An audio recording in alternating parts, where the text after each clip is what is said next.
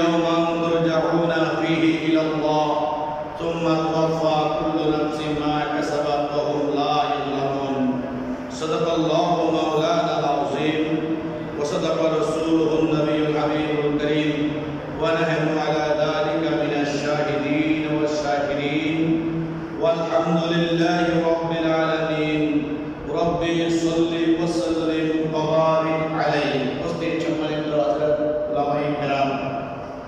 मुसल्लियाने किराम मुरब्बियाने इज़ाम हाज़िराने मुसल्लिमान फ़क़त अगले फ़क़त नशीद मुस्तरात मुसलमान मामनेरा अस्सलामु अलैकुम व रहमतुल्लाहि व बरकातुहू। वालेकुम अस्सलाम व रहमतुल्लाहि व बरकातुहू। महान अल्लाह पाक रब्बुल आलमीन के दरबारे लाख कोटि शुक्रिया अदा करছি যে মহান রব্বুল আলামিন আমাদেরকে মাহে রবিউল আউয়াল শরীফের আজকে তৃতীয় জুমা আদায় করার জন্য মসজিদে আসার বসার তৌফিক দান করেছেন।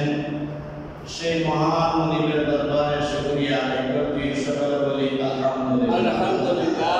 অসংখ্য গণিত লক্ষ কোটি দরুদ সালাম হুজুর আকরাম সরকারে দো আলম নবী দো জাহান নবী মুহাম্মদ রাসূলুল্লাহ সাল্লাল্লাহু আলাইহি ওয়াসাল্লামের দরবারে প্যারা হাজিরিন। মাহে রবিউল আউয়াল শরীফ অত্যন্ত গুরুত্বপূর্ণ একটি মাস। অনেকগুলো গুরুত্বপূর্ণ আলোচনা এই মাসে রয়েছে। এই জামানার মধ্যে সময়ের মধ্যে মানুষ মানুষকে বিভ্রান্তের মধ্যে ফেলবে। মানুষ মানুষকে বিভিন্ন কথা বলে, বিভিন্ন কাজ দেখায়, বিভিন্ন অনর্থক দলিল আদিল্লা দেখিয়ে মানুষ মানুষকে কি করবে? বিভ্রান্তের মধ্যে ফেলে দিবে। শুধু সমাজের মধ্যে নয়, আমরা দেখতে পাচ্ছি ঘরে ঘরে পর্যন্ত এই বিভ্রান্তির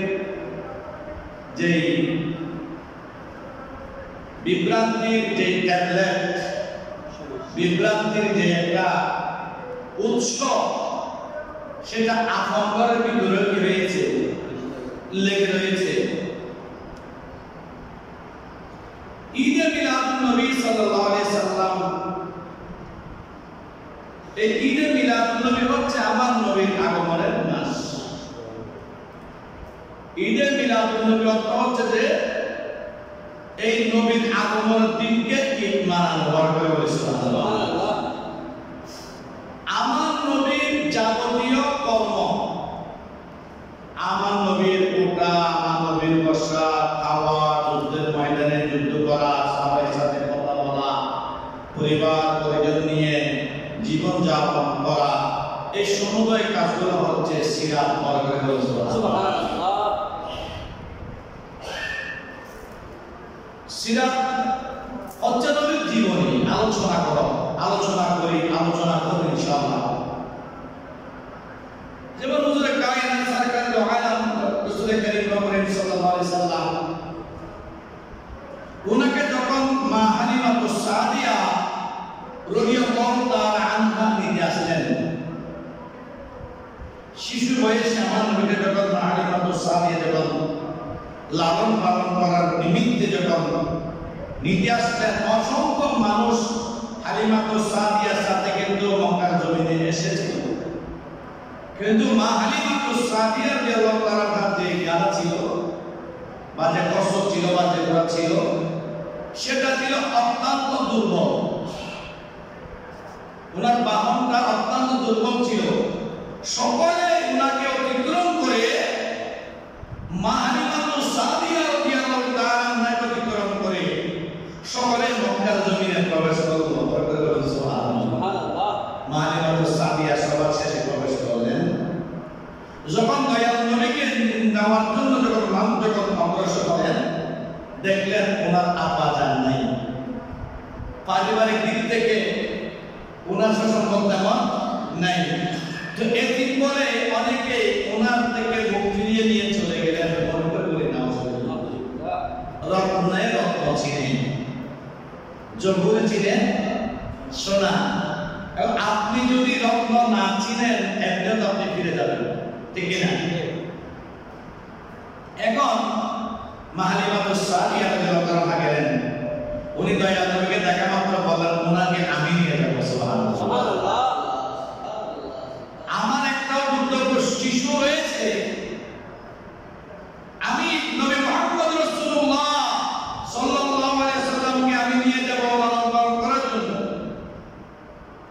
হযরত মা হালিমাতুস সানিয়া রাদিয়াল্লাহু তাআলা আনহা আমার দয়াল নবীকে তুলে নিলেন।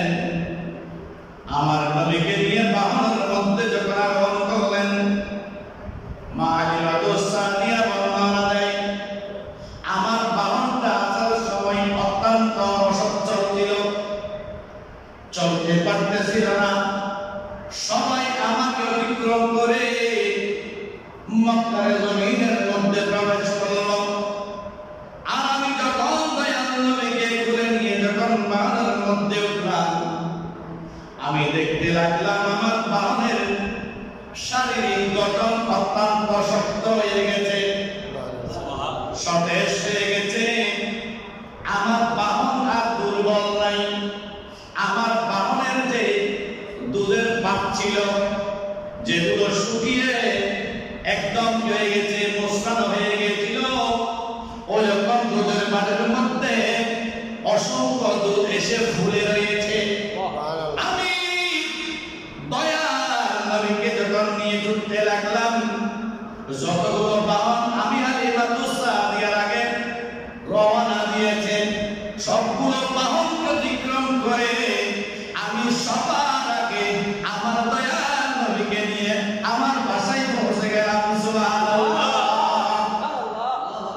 আমার নবী এটা এমন একজন নবী, যেই নবীর সাথে লাগার ফলে অমানুষ মানুষ হয়ে যায়, বড় বড় অজাগা জায়গা হয়ে যায়।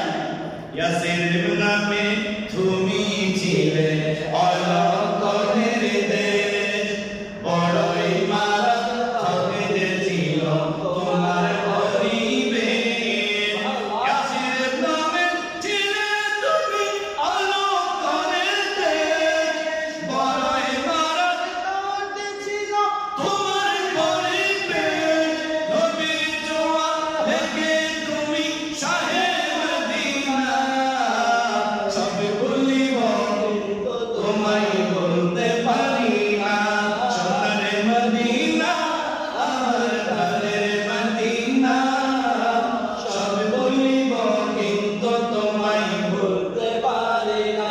ইয়াসরিব একটা জায়গা ছিল যেটার মধ্যে মানুষ অসুস্থতার বয়ে যাইত না, কিন্তু আমার নবী যখন ইয়াসরিবে প্রবেশ করলেন, আল্লাহ বললেন হে ইয়াসরিবের মাটি, ইয়াসরিবের আলো বাতাস বায়ু যত কিছু রয়েছে, কারণ তোমার ভিতরে দয়াল নবী প্রবেশ করেছে, তিনি রাহমাতুল লিল আলামিন, তুমি নবীর অনুকূলে হয়ে যাও। সুবহানাল্লাহ। সমস্ত আকাশ বাতাস গাছপত্র পল্লব পানি সবগুলো আমার নবীর অনুকূলে চলে আসতো। সুবহানাল্লাহ। কারণ আমার নবী যেদিকে তাকাইতেন সেদিকে সোনা ভরে যেত। সুবহানাল্লাহ।